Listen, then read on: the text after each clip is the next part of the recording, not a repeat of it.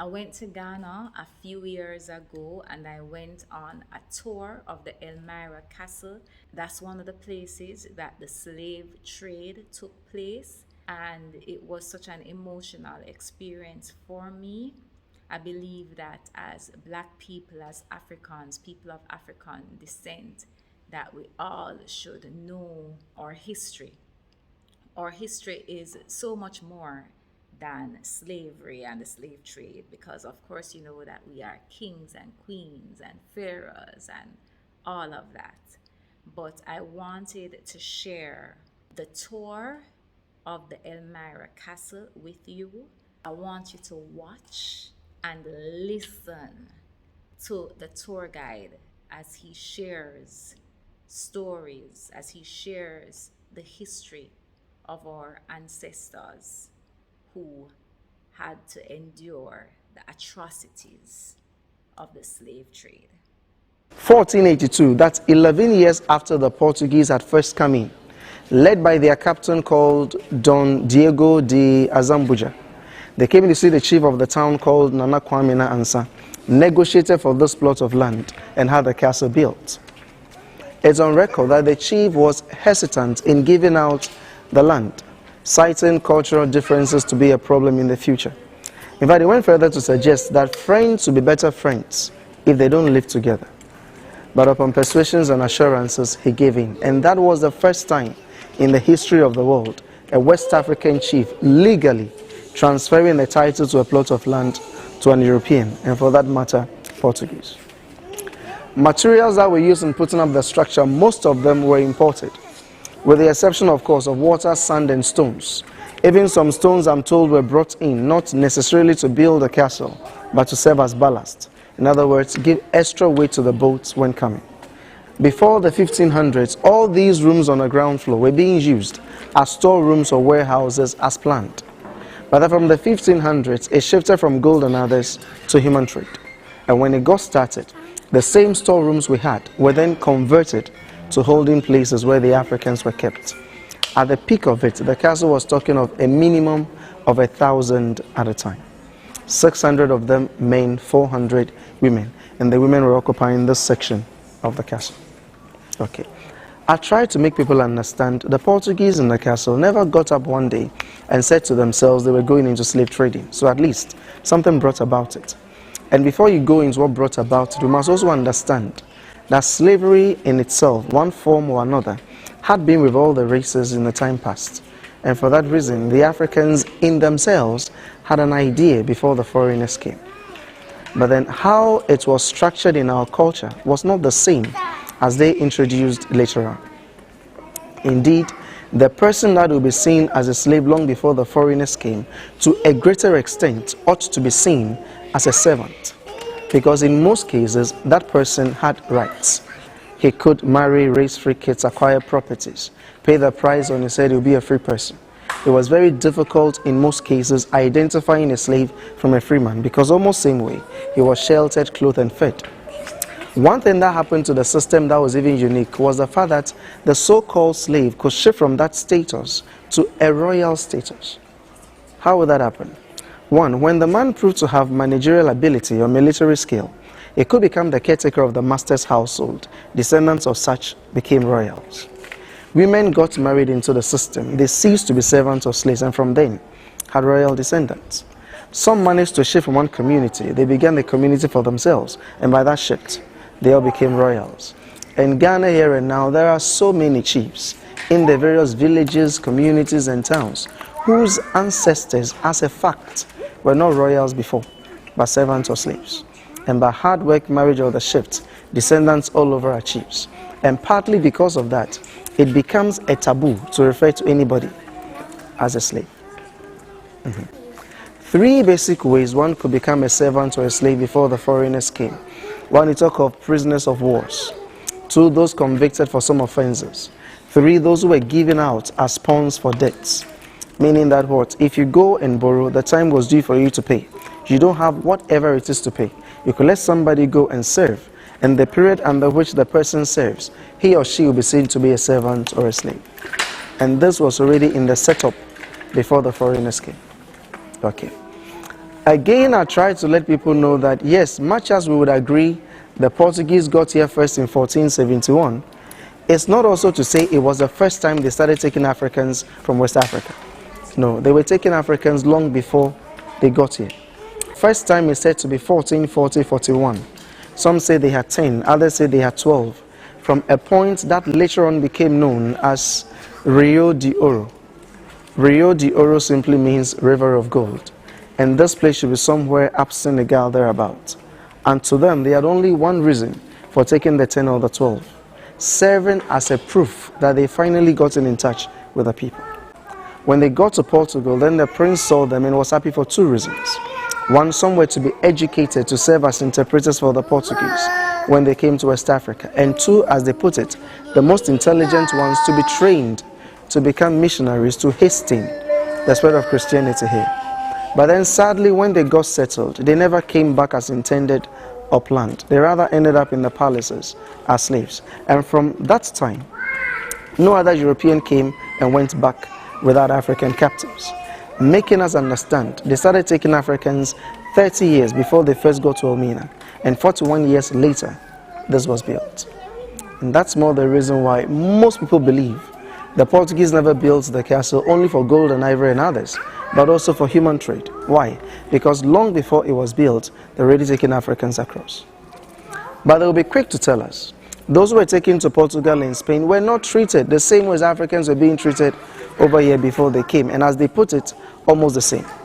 And then the religious ones would also say that, well, by taking the Africans there and making Christians out of us, they were then doing us a favor, because by that, they save our souls and heaven comes in and all that. But everything else changed when the Spaniards got to the so-called new discoveries. And they talk about the fact that not long after going there, silver and gold mines were opened, sugar, tobacco, cotton plantations were established. Yes, they wanted the riches, but not ready to work the hard way. So they subjected the natives to the work. And the story says, Spanish brutalities, overwork, and effects of European diseases decimated the indigenous population. So a man called Bartholomew de las Casas, supposedly a Catholic missionary with sympathy on the natives, suggested for us to be used. One school of thought suggests, he said what he said based on the fact that we're already doing the same work under similar climatic conditions, therefore better substitute. Another school of thought suggests, he even said, we never had souls. And that really got my attention, because not long before this time, we had the souls they wanted to save. And then a few years later, we lost it. How did we lose it? I'm still working on that one. Yeah.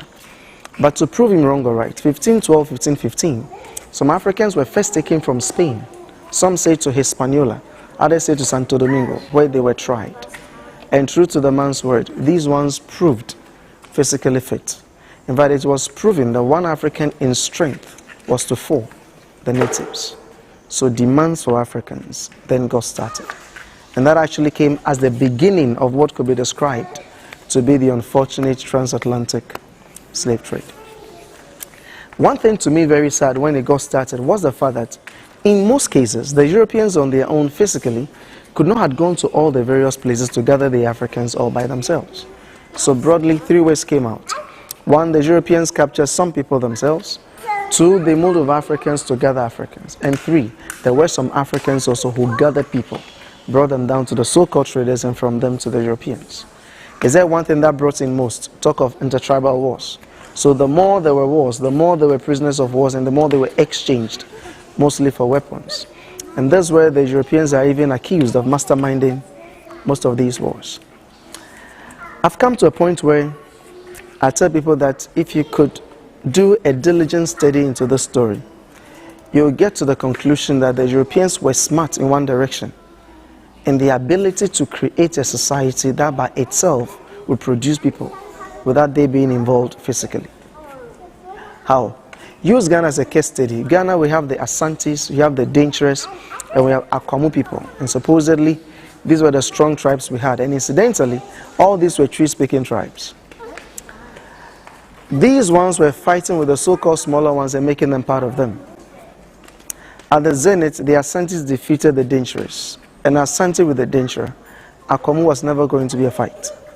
So I tell people that Ghana could have become a kingdom bigger and larger than today's Ghana, Twi would have been the lingua franca, and Asantehene most assuredly would have been the king.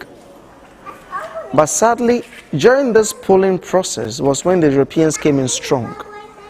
And what do I mean by coming in strong?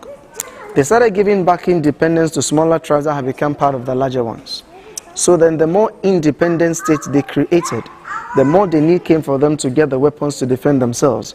And the only way to get the weapons were to bring in people. So to make it a principle, divide already divided people and heighten insecurity. That will fuel the system. And that's what they did. And that system still plays even in the 21st century. 1637, the locals here were fed up with the Portuguese. Looking for saviors, they saw the saviors in the Dutch. What they saw in them, I still don't know. But they helped the Dutch. They fought the Portuguese, defeated them, and took over. When the Dutch came in, they were not the angels the locals were looking for. They rather extended the structures and took in more slaves. 1807, English came out officially to stop the trade. 1814, the Dutch officially did the same. But those over here buying and selling people never stopped. So from that time, what they called illegal trade got started. At the latter part of it, it was no more profitable. So the 6th of April 1872, the Dutch and the English finally exchanged possessions. The Dutch gave theirs over here to the English, to that of the English, in northern Sumatra in Indonesia. When the English came in, they used the castle for purely administrative matters. But of course, it doesn't suggest they never took part in the trade. They did. However, at the time, the English were using the Cape Coast Castle for this. During the World War II, they brought men from all English-speaking West Africa, except Liberia, to this place. They trained them here, took them to India and Burma, where they fought for them.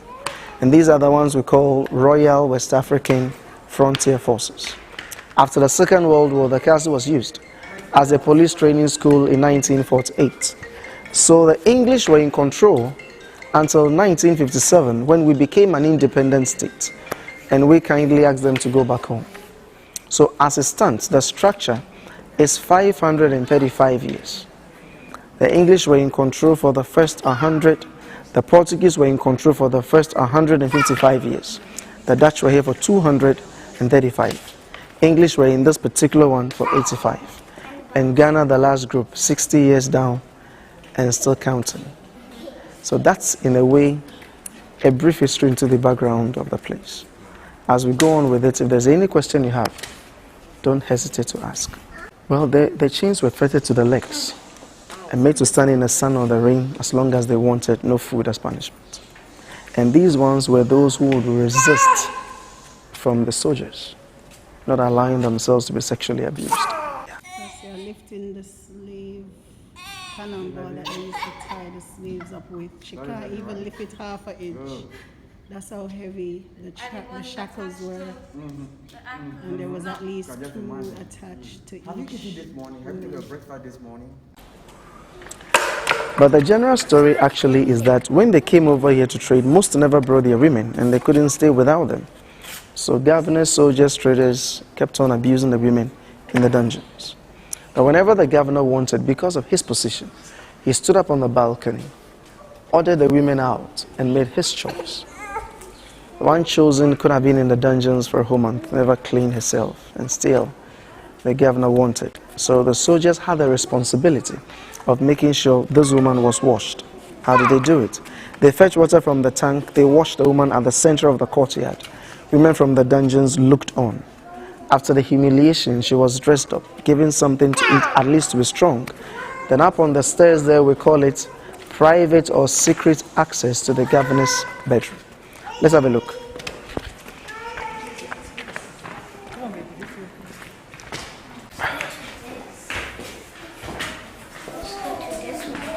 So this woman chosen, after she had been cleaned out there, was taken up these stairs through a door on top we call a trap door to the governor.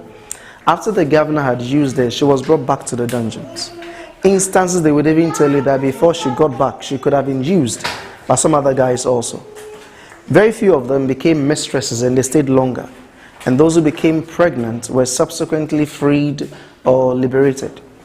We need to know they came not only from today's Ghana, some came as far back from Nigeria. So when the woman was finally free, she could not go back to where she came from. Secondly, the Europeans never wanted their babies to go anyhow.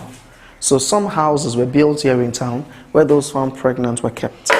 When they delivered, the kids were brought back to the castle and they were educated. But then sadly, most of these ones were educated to be used as a bridge between the Africans and the Europeans. And also they gave out names to their kids. And that was the genesis of the European names along the coast. So now in Elmina, we are still having people calling themselves Da Costa, Da Silva, De Vere, Van Ness, Vroom Smith, Hutchison, Peterson, Youngson, Ferguson, Jefferson, Johnson, and all the sons you can think about. Below the courtyard is a water tank or a cistern. Rainwater was used to fill it. It had 20,000 gallons when full. When the Dutch took over, they wouldn't trust the Portuguese. What if they poisoned us? When the Dutch came, they were thinking the Portuguese could poison them. So they stopped using this and had a bigger one built in the main courtyard. But then sadly, when the same Dutch guy who was thinking this could be poisoned picked a woman to be used, then the water to him poisoned became good enough to clean the woman. Now we're not using this also, but it's been proven water in there was not poisoned. They were just scared. Let's come this way. Normally when people get to this place, the first thing you see them do will be to cover their noses. But I do tell them that no matter how bad the place will smell today, no matter how stuffy it can get other times, it's nothing to be compared to what was happening there. Where we are was the largest of the dungeons for the women. And here you talk of 100 to 150 people at a time. You look at the floor, as hard as it is, they were packed or were sleeping. They gave them food and water once, twice in a day, a very little, just to keep them alive. A month or two they were held in here and mostly allowed out when the governor was going to pick one to be used. Over a year or so they were not allowed to wash down, and women had to go through the menses and yet be sleeping in it. That hole there, among others, was for ventilation. Unfortunately, it was connected to a point they call magazine where they kept ammunition. So whenever there was any leakage, the fumes or the chemicals came straight to the dungeon and worsened the already bad situation. Here, 2 containers or receptacles were provided. One was placed at the corners where they were expected to go to ease themselves or go to the toilet into them. But they talk about the fact that during the 2nd month, they themselves became too weak, such that some, if not most, were unable to move from where they were to where the containers were to do it into them. So practically, they had everything on the floor, and they were sleeping in it. Meaning that what you see today, sometime past, had feces, urine, vomit, menstrual blood. And you seriously cannot underestimate the heat and the stench.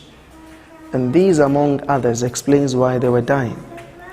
The question you could ask is, yes, the trade was evil, but if the ultimate was profit, then why let them die? It doesn't make sense. And when you pursue this question, I can tell you for sure, you will never get a definite answer. There will be several suggestions. And 2 common ones you would get would be the fact that 1, they were too strong to be controlled, so they wanted to be sure at all times they were weak, they couldn't fight back. And to kind of free themselves from the guilt, they developed another mentality that only those who could survive these were the strong ones who could then work.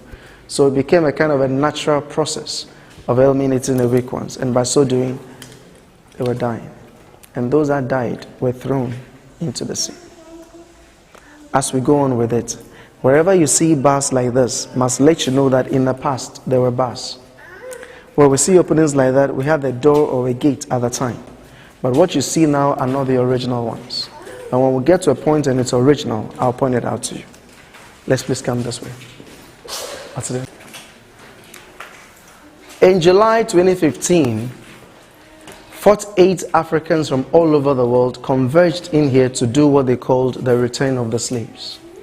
By that, they were trying to reenact the story. The first thing they did, they stripped themselves and covered their private parts with these clothes. They put themselves back in chains and they stayed in this dungeon for 12 hours. Now, over the 12-hour period, if anybody felt like going to the bathroom, he had to do it on the floor, just as it happened. But what happened? Over the 12-hour period, nobody went to toilet in the dungeon. No vomit, no menses, of course. They only urinated in the dungeon. And from urine alone, we couldn't stay here the next day for more than 3 minutes. From urine alone. So I began to tell people that no matter how hard anybody will try to communicate the story, we will not be in the position to truly comprehend what they endured. A young lady at a center here said in the middle of the night she found herself wet. So she got up to see what was the problem, only for her to realize some guys weave from the top and it dripped to where she was lying. One brother said to me the next day that the difference between a person in a prison and the one in the dungeon will be the fact that the one in the prison will know why he will be in the prison and possibly when he will step out. But one in the dungeon will not have any idea why he will be in the dungeon and if there's any possibility when he was going to step out. And that thinking was capable of sending a man crazy. Now, what was the reason for the show? The organizer said the Africans may not be in chains physically today, but mentally we could. So all this time he left this door representing knowledge, indicating that with knowledge one could step out of mental slavery. And incidentally, that is what Frederick Douglass said years ago, that knowledge makes a man unfit to be a slave. And there's a general saying that if you want to hide anything from an African, put it in a book, because he will not read. Yes. What they fail to understand is that you can't push a people for 500 years in a particular direction and overnight develop another culture. Yes. So I tell people that we should have had opportunity for reconstruction that was denied. So now African is still finding a rhythm.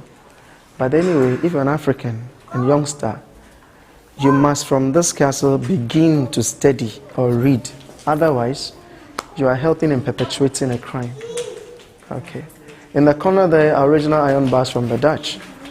And these are such bars that several thousands had held on to, calling for help. You can have a feel of it. You can touch it.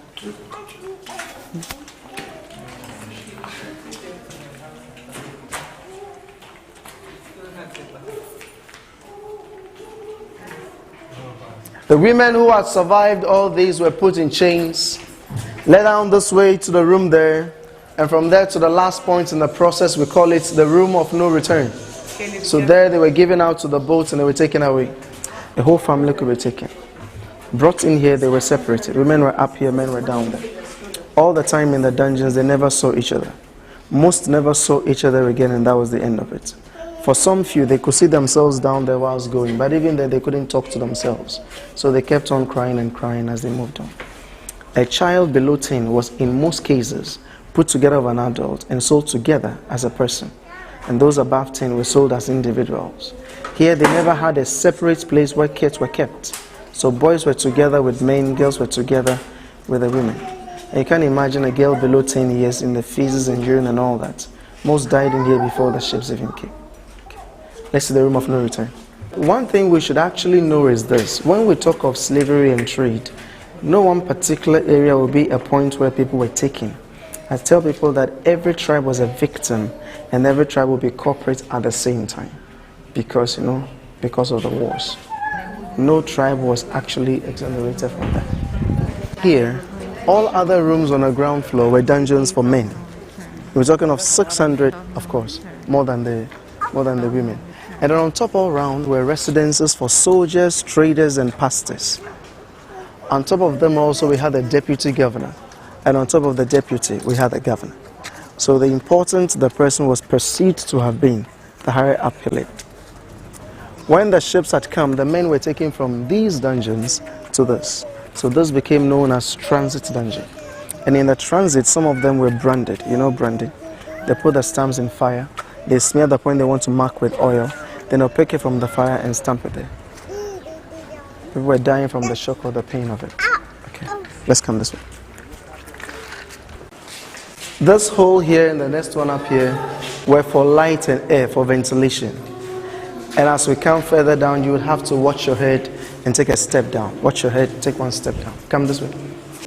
The ladies came down. From which point? Up here. No, we had steps at the time. Yeah. Yeah. Yeah. And the men came in from this end, and together they got to the room of no return. And that's why I told you they could see themselves and they couldn't talk to each other. So this is how small the hole they needed to exit to go to the boat? No, it will take you to another point. There will be another exit. Yeah. Yeah.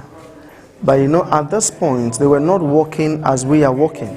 They had been put back in chains. And one was chained to the other in the line of 5, 10, 15 sometimes. So you couldn't go faster than the chains will let you go. Meaning that slowly they got to the room of no return. The entrance there is very short, so you're compelled to bend down. When you bend down, take about 4 steps before you raise your head. We have a very thick wall over there. If you don't count 4 or 5, chances are that you may hit your head. And after warning you, I will not be responsible. Okay, let's keep going. So this was a final point in the process. Meaning simply, nobody entered this room and went back. From here to the boat, and that's it. And what I tell people is that in the life of a captive, life never got better. It only got worse. In other words, every stage will be more severe than the previous stage. Yeah, it was difficult walking down to the castle, yes. But it was better walking down than staying in the dungeons a month or 2 in your feces and urine and all that. It was brutal in the dungeon, but better in the dungeons than the ships. You know, space could be 25, 30, 35 inches high. People were made to lie side by side, unable to move and unable to sit up. Hands and legs in chains or in shackles. Some defecating, vomiting all over themselves. In instances, one could not get his own hand to clean his own mouth. Many died because of the way they were closely packed. Women were sexually abused, sometimes until death. It was a normal thing for you to wake up to see the person beside you dead. It was regular. You know this man called John Newton, who is accredited with the song Amazing Grace? He was one time into this street and he was describing the interior of a ship, and this is what he said. He said the slaves were chained 2 and 2 together. They were laid in 2 rows, one above the other on each side of the ship. They were close to each other like books on a shelf. He said, I have known them so close, the books on the shelf will not easily contain one more. And I know a white man sent down to arrange them in these rows to the greatest advantage, so that little space as possible be lost. And every morning, more instances than one are seen of the living and the dead chained together. There's another guy called Richard Drake, an Irish American, who said that he saw pregnant women giving birth to babies whilst chained to corpses, because the drunken overseers had not gone in to remove them. When they were into gold and ivory and others, the gate was from this point to this end. When this evil trade started, they narrowed the exit to what you can see for nobody to escape, one person at a time. The narrow nature of the exit, of course, should not deceive us into thinking that probably they never brought fat people. They brought big people. But walking down the distance, staying here a month or 2, by the time they got here, most could fit. The water at the time was touching the castle. Now it has receded. An expert is saying it is just because of the movement of the earth, so that is natural. Meaning right after this, we had steps where they descended in chains to small boats, and the small boats carried them further into the ships. And through this and several others of this nature in Africa, explains why today, Africans as we are, scattered all over the world. I ask people to keep a minute of silence over here in memory of all those who died in the process. And why do I tell them that? I do tell them that those who refused to eat and they died, those who fought and were killed, those who jumped overboard and killed themselves, did what they did to protest. In other words, they protested with their lives. Those who survived the journey never survived the journey only because they were strong, no. They made up their minds to go through the pain, the shame, the degradation, so they could tell the story. So here you keep a minute of silence in their memory. And after that, you'll be bold enough to say never again. Again, I tell people, don't just say some words, but make a vow in you to do this little thing you can do in your own small way, making sure this evil will never again be repeated. I know we have special guests around, but still keep a minute of silence for these ones. From the time all the countries in Africa started getting their independence, everyone had been trying to sort of reconciling the African people all over the world, one way or the other. In the early part of the 1990s, the chiefs here in Ghana took up the responsibility. They had a ceremony here called Fihankra, literally meaning that when you were going, you never had the chance to say goodbye. After the ceremony, they went to the United States, had a long discussions, not only with Africans in America, but all other parts. And when they came back home, this came up. So if there's any reason for walking through the dungeons, it must be in the everlasting memory of the anguish of our ancestors.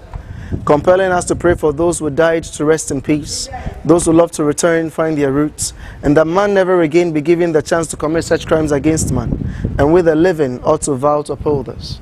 So as we step out, we carry the responsibility of doing what we can do in our own small ways, making sure this evil will never again be repeated. There was a time Dr. Martin Luther King Jr. said that man's inhumanity to man is not only perpetrated by the vitriolic actions of those who are bad, but they are also perpetrated by vitiating inactions of those who are good. In other words, you cannot sit on the fence and cause a change. You do something little to make change possible. And that something little is what is required of us. And with that, you go to the cell, and don't forget I'll lock you up though. Ankato. Yes, sir. Ankato, your guest. Okay, yeah, and Yankato no. Okay. Bibi Adezi.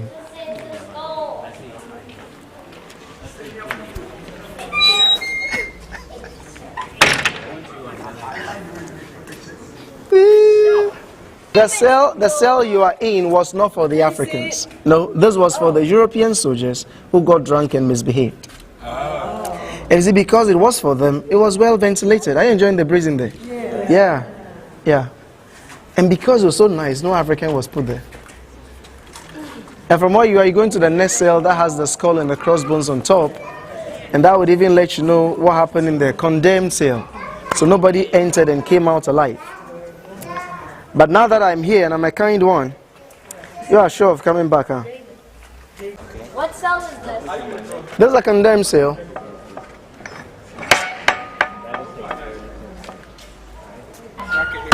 Okay.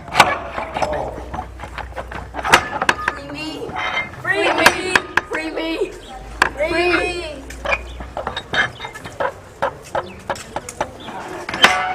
Okay, thank you. Wow. That's crazy. Just the slam something of else the I door want you to alone. see. And this is This is a condemned cell for those Africans who were fighting for freedom. So the leaders were put in here, no food, no water until death. To bring them down? Kill them, actually. Kill them. Yeah. But you know what? They were painting these places before. For some time they stopped. Now the paintings, you can see they are falling off, right? But as they fall off, you see the marks under. Can you see some marks over here? Bring it down here and take it to the end. Marks on the wall everywhere. Some say that some of them will mark the days to keep their minds. Others also, in times of pain, they can scratch the wall. Yeah. So those ones that are not going straight could be the scratch, and those that are going straight could be the mark. Yeah, the marks. Yeah. I said the pastors themselves, when they were living, they bought slaves to go and sell to make up extra money. They didn't see the trade itself to be evil. The only thing was that they were mitigating the suffering, which they never did. Yeah. This visit to the Elmina Castle had such a profound effect and impact on me. I wish for anyone in the diaspora of African descent, if you have not yet been to Ghana, if you have not yet visited the Elmina Castle or the Cape Coast Castle, to just hear the story of resilience of our ancestors, then I hope that you do so. You know, save up your money if you have to save up your money and take a trip to Ghana. I want you to understand that anytime you feel that you can't do something, that you can't overcome a situation, I want you to remember what your ancestors, what our ancestors went through. And I want you to realize that you are the descendants of those who survived. You have resilience within you. You have strength within you. Remember, they were only able to conquer because we were divided. But let us use this history, this story, to remind us that we are stronger together, that we should stay united, that we should build together in love. That wasn't even the entire tour, so I have to go back to Ghana to do over that tour of the Elmina Castle and also to do the tour of the Cape Coast Castle as well. So there you have it. I hope you learned something from this. Let me know in the comments how you were impacted, if there was anything that you learned. I want to hear your thoughts, your insights, exactly how you felt when you listened, when you watched right through to the end. Until next time, let us live united. Blessed love.